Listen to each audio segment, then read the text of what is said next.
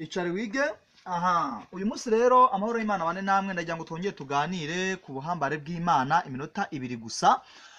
Igice cya mbere turavuga usibye abantu ko bafite amaco y'inda agiye atandukanye, ninde muntu atazi ko habaho Imana imwe rukumbi?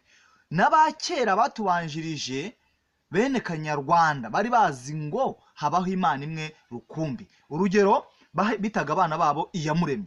Iki iyo Mana imwe rukumbi, Iyamuremye, Imana imwe rukumbi. Habimana, Imana imwe rukumbi.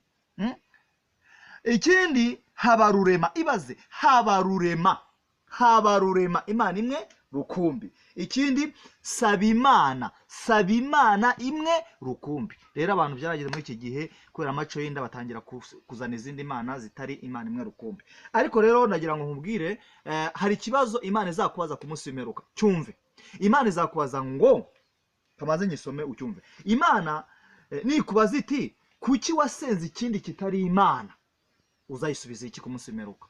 Kuki wasengaga ikindi kintu kitari Imana, uzayisubiza iki ku munsi w'imperuka? Kandi Imana yivuge ngo ndi Imana igira gute? Ifuha.